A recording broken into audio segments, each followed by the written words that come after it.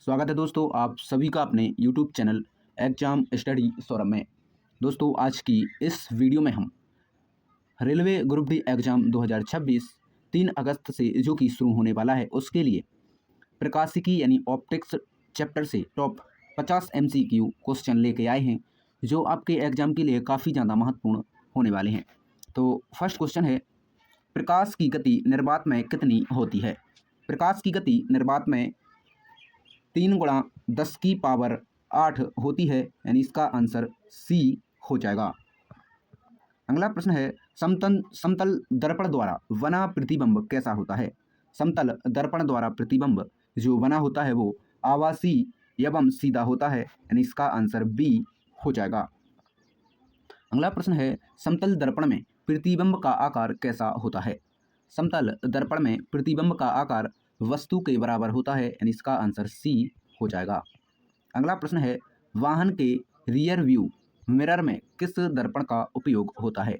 वाहन के rear view mirror में उत्तल दर्पण का प्रयोग होता है, यानी इसका आंसर बी हो जाएगा। अगला प्रश्न है, सेविंग मिरर में किस दर्पण का उपयोग किया जाता है? शेविंग मिरर में अवतल दर्पण का प्रयोग किया जाता है, यानी इसका आंसर सी हो जाएगा। अगला प्रश्न है, उत्तल लेंस को क्या कहा जाता है? उत्तल लेंस को अभिसारी लेंस कहा जाता है, यानी इसका आंसर वी बिल्कुल सही हो जाएगा। अगला प्रश्न है, अवतल लेंस को क्या कहा जाता है? अवतल लेंस को अपसारी लेंस कहा जाता है, यानी इसका आंसर बी हो जाएगा। अगला प्रश्न है, सफ़ेद प्रकाश में कितने रंग होते हैं? सफ़ेद प्रकाश में 7 रंग होते हैं, यानी इसका आंसर सी हो जाएगा। अगला प्रश्न है, इंद्रधनुष बनने का मुख्य कारण क्या है? इंद्रधनुष बनने का मुख्य कारण है अपवर्तन एवं वर्ण विक्षेपण, यानी इसका आंसर वी हो जाएगा। अगला प्रश्न है, लाल रंग का तरंगदैर्घ्य कैसा होता है? लाल रंग का तरंगदैर्घ्य सबसे अधिक होता है, यानी इसका आंसर वी हो जाएगा। अगला प्रश्न है, बैंगनी रंग का तरंगदैर्घ्य कैसा होता है? बैंगनी रंग का तरंगदैर्घ्य सबसे कम होता है, यानी इसका आंसर बी हो जाएगा। अगला प्रश्न है, स्नेल का नियम किससे संबंधित है? स्नेल का नियम अपवर्तन से संबंधित है, यानी इसका आंसर बी हो जाएगा। अगला प्रश्न है, प्रकाश का अपवर्तन क्यों होता है? प्रकाश का अपवर्तन माध्यम बदलने के कारण होता है, यानी इसका आंसर बी हो जाएगा। अगला प्रश्न है, पूर्ण आंतरिक परावर्तन का उपयोग कहाँ किया जाता है? पूर्ण आंतरिक परावर्तन का प्रयोग ऑप्टिकल फाइबर में किया जाता है, यानी इसका आंसर ए हो जाएगा। अगला प्रश्न है, मृग तृष्णा किसका उदाहरण है? मृग तृष्णा पूर्ण आंतरिक परावर्तन का उदाहरण है, यानी इसका आंसर बी हो जाएगा। अगला प्रश्न है, हीरा अधिक चमकता है क्योंकि क्योंकि अपवर्तनांक अधिक होता है, यानी इसका आंसर बी हो जाएगा। अगला प्रश्न है, निकट दृष्टि दोष को किस लेंस से ठीक किया जाता है? निकट दृष्टि दोष को अवतल लेंस से ठीक किया जाता है, यानी इसका आंसर बी हो जाएगा। अगला प्रश्न है, दूर दृष्टि दोष को किस लेंस से ठीक किया जाता है? दूर दृष्टि दोष को उत्तल लेंस से ठीक किया जाता है, यानी इसका आंसर बी हो जाएगा। अगला प्रश्न है, कैमरे में कौन सा लेंस प्रयोग किया जाता है? कैमरे में उत्तल लेंस प्रयोग किया जाता है, यानी इसका आंसर ए हो जाएगा। अगला प्रश्न है, मानव नेत्र में प्रतिबिंब कहाँ बनता है? मानव नेत्र में प्रतिबिंब रेटिना में बनता है, यानी इसका आंसर बी हो जाएगा। अगला प्रश्न है, नेत्र का रंग किस भाग से निर्धारित होता है? नेत्र का रंग आइरिस से निर्धारित होता है, यानी इसका आंसर सी हो जाएगा। अगला प्रश्न है, पुतली के आकार को कौन नियंत्रित करता है? पुतली के आकार को आइरिस नियंत्रित करता है, यानी इसका आंसर बी हो जाएगा। अगला प्रश्न है, प्रकाश का वर्ण विक्षेपण किससे होता है? प्रकाश का वर्ण विक्षेपण प्रिज्म से होता है, यानी इसका आंसर ए हो जाएगा।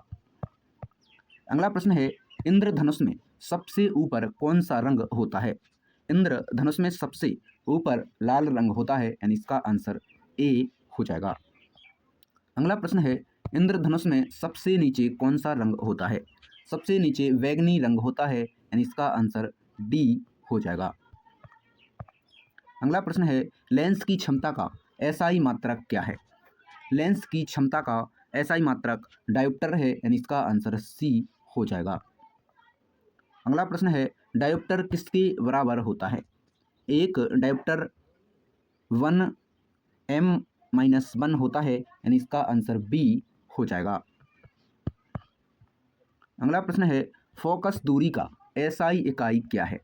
फोकस दूरी का एसआई इकाई मीटर है, यानी इसका आंसर ए हो जाएगा। अगला प्रश्न है, अवतल दर्पण की फोकस दूरी का चिन्ह होता है।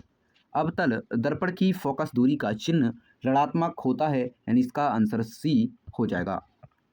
अगला प्रश्न है, उत्तल दर्पण की फोकस दूरी का चिन्ह होता है। उत्तल दर्पण की फोकस दूरी का चिन्ह धनात्मक होता है, यानी इसका आंसर ए हो जाएगा। अगला प्रश्न है, परावर्तन के नियम के अनुसार आपतन कोण बराबर होता है। परावर्तन के नियम के अनुसार आपतन कोण परावर्तन के कारण होता है, यानी इसका आंसर बी हो जाएगा। अगला प्रश्न है, परावर्तन में आपतित किरण परावर्तित किरण तथा अभिलंब होते हैं, वह एक ही समतल में होते हैं, यानी इसका आंसर वी हो जाएगा। अगला प्रश्न है, सूर्य का प्रकाश पृथ्वी तक पहुंचने में लगभग कितना समय लेता है?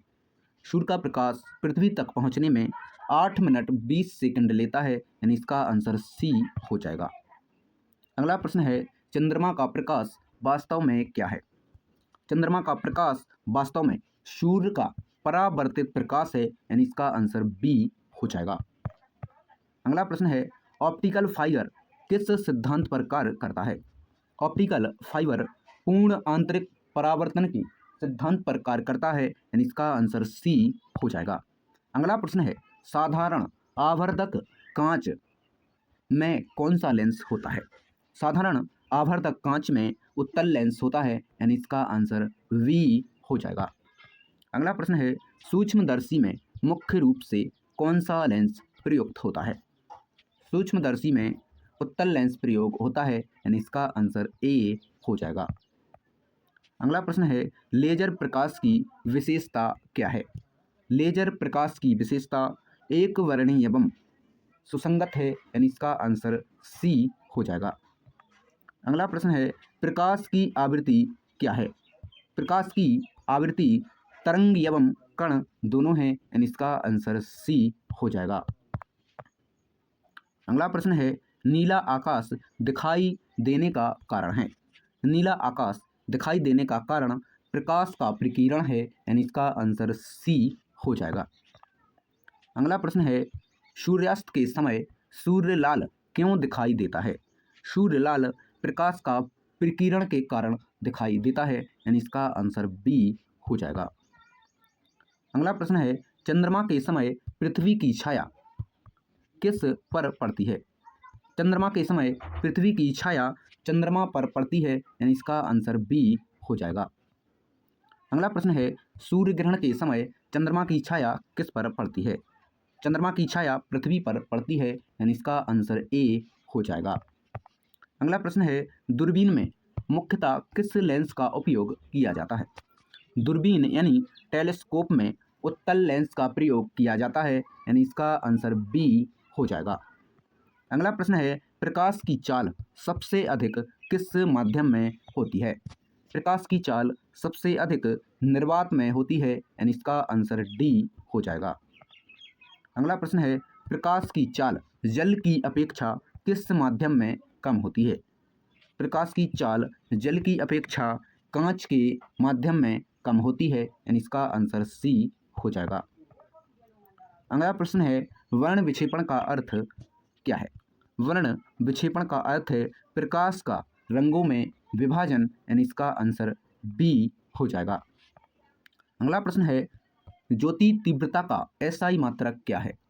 इसका मात्रक कैंडिला है, यानी इसका आंसर सी हो जाएगा। अगला प्रश्न है, दर्पण सूत्र का क्या है? दर्पण सूत्र 1/f बराबर 1/v प्लस 1/u है, यानी इसका आंसर ए हो जाएगा।